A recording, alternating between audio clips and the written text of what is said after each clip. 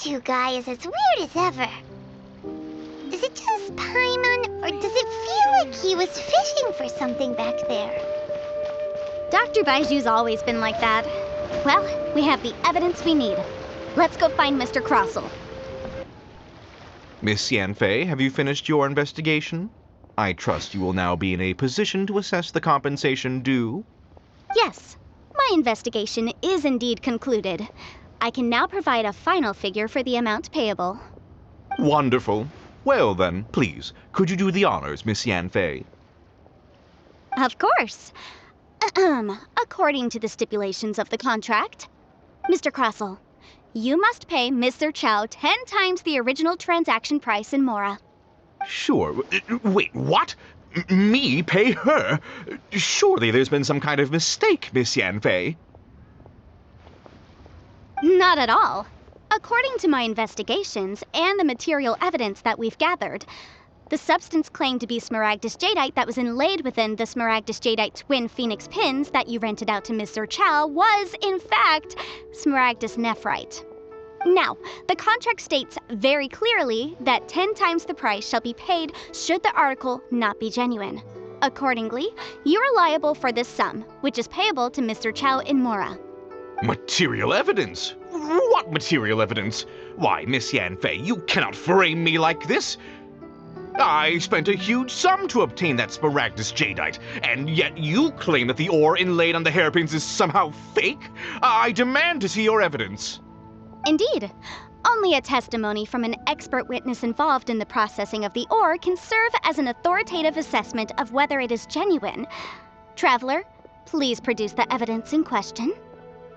This is a processing record from the Jade Mystery, along with stone samples and an affidavit signed by the business owner, Chateau. Seriously?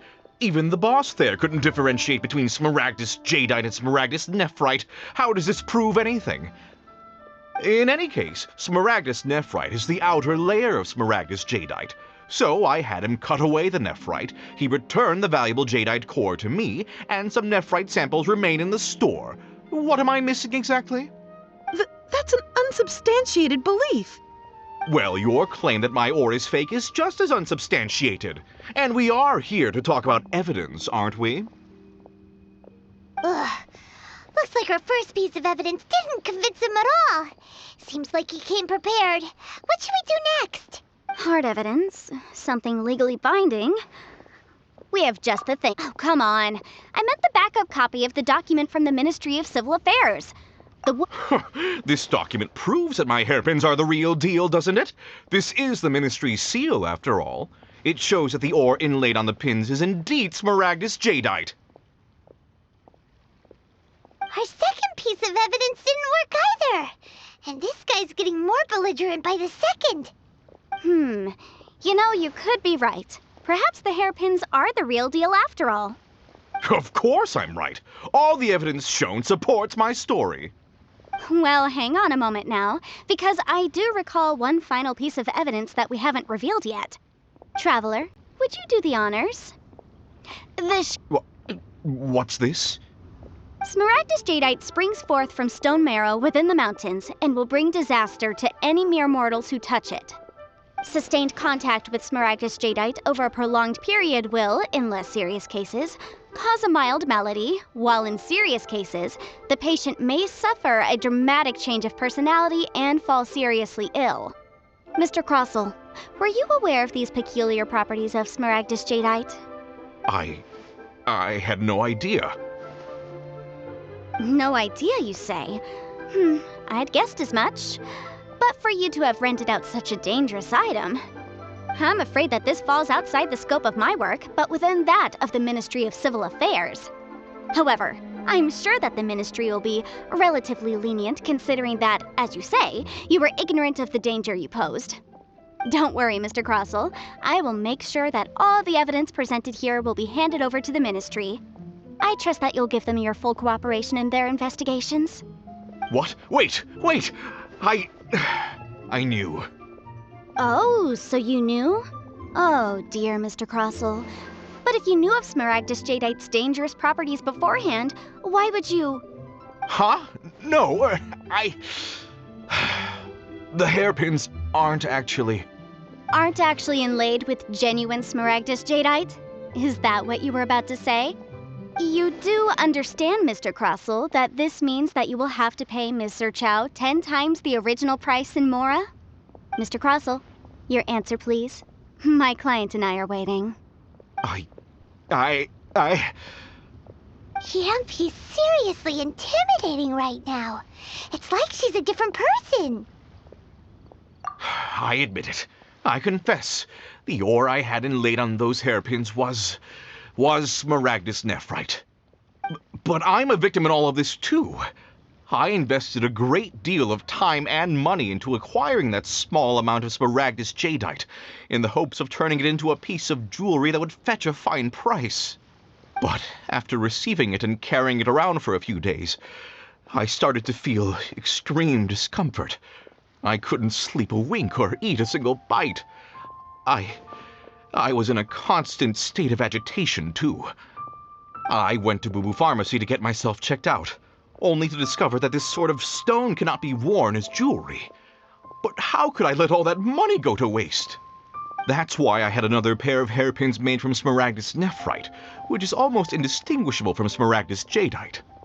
I kept the real Smaragdus Jadeite in a specially made box. I daren't touch it again. I was worried that someone would see through it, which is why I only dared to rent them out, not sell them. And then to top it all off, Jiqiao lost the hairpins after I rented them out to her. Exactly. If they weren't the real deal, why'd you make her pay so much? I didn't want to either, but when I purchased that Smaragdus Jadeite, some of my business partners found out. I knew they'd be watching closely to see how much I could make off it. If word got out that I sold a pair of fake hairpins, then my days in this line of business would be over. All right, let's cut the appeals phase right there. I failed to see what bearing any of this has on your transaction with my client. According to the contract, you must pay Mr. Chow 10 times the original price in Mora, and that is final. 10 times? Crossell looks like he could faint any second. As for me, according to my contract with Mr. Chow, 20% of that sum will go to me. 20%? That's as much as I spent on that Smaragdus Jadeite! There's no need. It's fine. You don't have to pay me that much, Mora. Even if the Smaragdus Jadeite on those hairpins was fake, I still bear responsibility for losing them. Legally or not, I think I owe some compensation for that. Ms. Jiqiao, you... However, Mr. Crossell, since you have no use for that chunk of Smaragdus Jadeite, why don't you give it to me instead? I'll consider us even. What? But all right, then. This cursed rock's brought me enough grief as it is. Miss Yunfei, I'll turn this Smaragdus Jadeite over to you. I trust that it will suffice as remuneration? Well, that's not quite how the rules say this should go. But whatever, it'll do.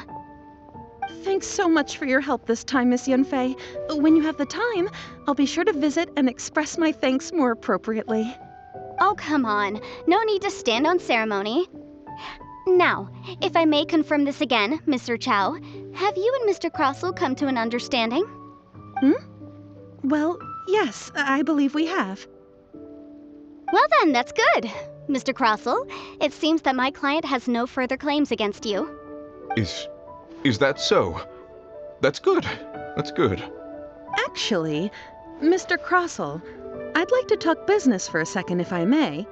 I could see from the hairpins you produce that you're very skilled in jewelry design. My family, on the other hand, works in the ore business, and we have a fair stock of fine ores. If we could join forces, your jewelry designs and our choice ores, I think we could do some fine business between us. Let me think for a moment.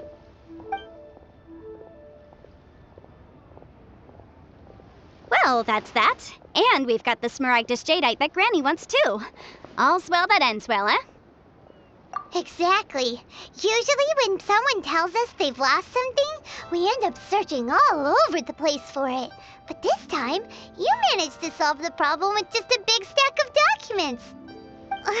Even though the solution didn't involve actually finding the hairpins. The right solution depends on your perspective on the problem. The objective of my client, Mr. Chow, was to reduce her liability to pay compensation. So, rather than looking high and low for some hairpins, proving that the rented item was nowhere near worth what the vendor had claimed it to be was the more efficient solution. An Adeptus. Speaking of, you took part in that battle, didn't you? In which case, you would have heard what Granny said. Liyue Harbor is now a city ruled by humans. The title of Adeptus means precious little to me compared to my job as a legal advisor. In any case, don't you think that the Liyue Harbor of today needs legal consultancy far more than it needs adeptal powers? Paimon can think of someone who would definitely disagree with your reasoning. Well, since we got what we came for, it's time to pay Granny a visit. I bet she's been on tenterhooks for a while now. Ah, you've returned. How did it go? Were you able to find the Smaragdus Jadeite? Good, good. Then we have all the materials we need. Well, if we're all set, Granny, I'll get going now. Got a ton of clients waiting for me back at the office. Oh, you. All right then. Go see to your business. Granny should be able to handle the rest. I'm off then. Bye! Oh yes, Traveler. Make sure you don't lose the business card I gave you. I've been looking into the laws of other nations as well. If you should ever bump into any trouble with the law, come find me directly. Regulars get discounts too. Come now, child. Are you leaving or are you not? If you have no wish to leave, perhaps you'd like to help me clean my teapot, hmm? I'm leaving! I'm leaving! That child. Goodness knows where she learned to be so rambunctious. Her father was hardly so riotous or fond of talking nonsense back in the day when he stood beside Rex Lapis. Indeed she is. Liyue has changed, and the Adepti must also learn to change. Yanfei might be overly garrulous, but she is also the most intimately acquainted with the city among us all. Liyue is not the same place I once knew. All right, then. Let us speak of this no more. Back on topic. I believe that I still owe you a little gift.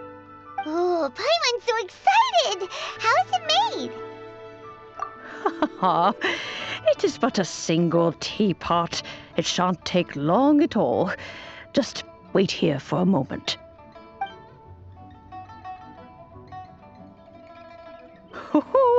There we go. This Serenity Pot is all yours now. Hold it firmly.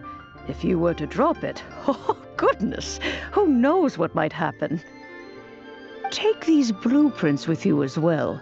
You'll need them if you wish to make your teapot a little more lively inside. Wait a minute, Granny. How exactly are we supposed to use this teapot? Oh, you needn't worry about that. I've already arranged for a certain little helper to await you within this teapot. She will explain everything you need to know about it.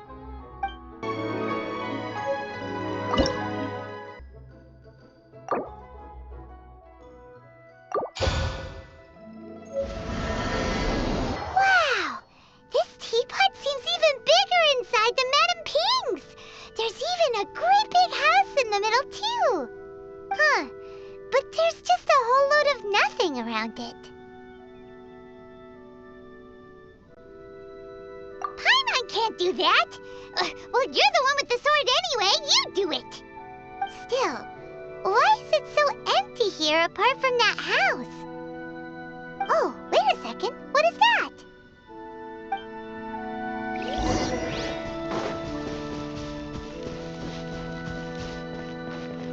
Well, it seems that we have a visitor. It's a huge finch! Excuse me, I am not a finch. I am a teapot spirit, and you may call me... hang on a moment.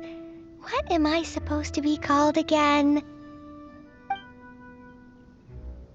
Oh, call me, I suppose you may call me Tubby. So you're the little helper Madam Ping mentioned? Madam Ping? Oh, you must mean Ping. Yes, she did summon me here. She told me much about you. You may leave all matters regarding the upkeep of this realm to me. Your journey may be far from over, but at least this way you will not want for a comfortable place to sleep each night. Though it is the Adepti who create realms such as this, they generally do not have the time of day to attend to the banal matter of their maintenance. Thus, we teapot spirits were created to help guard their realms and manage their affairs. You may consider me a butler, if you will. Now, allow me to explain this realm to you. Have you any blueprints on you? Specifically, blueprints with beautiful rooms, chairs, and the like. As long as you have a blueprint, you can refashion this realm however you please. Blueprints? Oh, that's right! Granny handed us some when she gave us the teapot, didn't she? Let's take them out and have a look.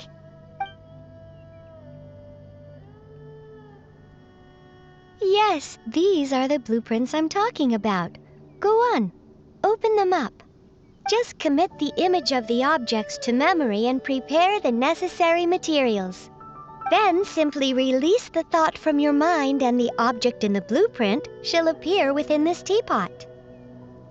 Wow! Is that all it takes? Then we could build a whole city inside, couldn't we? I doubt it. A golden-eyed Adeptus explained this to me at some point in the past. He said that even though subspace creation is a product of adeptal power, even that has its limits. This world is not a true one, after all.